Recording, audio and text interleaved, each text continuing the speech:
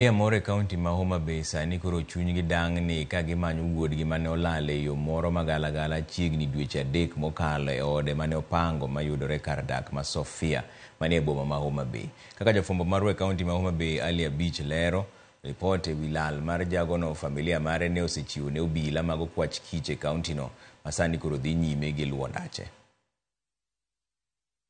Derek Wasonga Odemba jagini 50 nolala yo mapok ong'e nyaka ne wuoge ode ma opango manitie kadak ma Sofia boma ma Homa Bay dwe mar Ang'wen higani. Ot mane opango ni ma osebedo kodak e kende kuom higni 2 sani odong' gunda ka gigene mag ote ma odong' e odni nyaka ne olala yo makochno. Wuon lande ni Rosemary Okong'o pimo kaka jagono ne wuok e ode kanyo kendo lal mare oweyogi kod buok maduong'. Jaduong' Odemba osedaka kuom higni 2.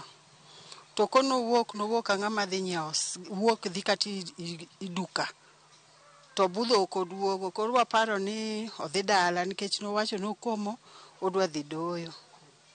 Koro konindo oko to waparo mana ni jaduong' ero dhi dala nikech jaduong' kontie ka ojamiwaga story mang'eny. Saturday kentie to weronwa wende SDA koro landi bedo gi mor.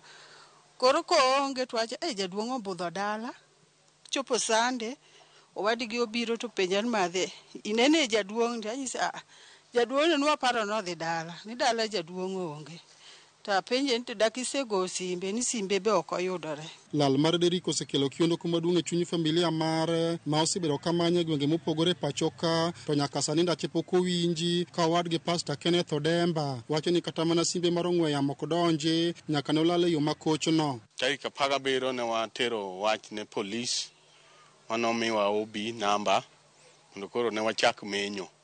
Polise go osekonyowa menyo. Wan bende as a family wasetemo, waseloso nyaka posters mwatero kuonde mwanyalo tero nyaka Siaya, nyaka Mfangano, Ringiti, Giremba, nyaka aparo ni Luo Nyanza kate wasetero posters mondo kadibed ni wanyalo yude.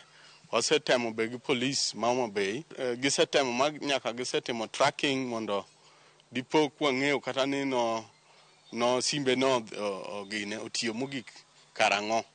Kendo tracking gito ne golo ni tarik 12 dwe mar Ang'wen no ema ne sime no otiye mogik.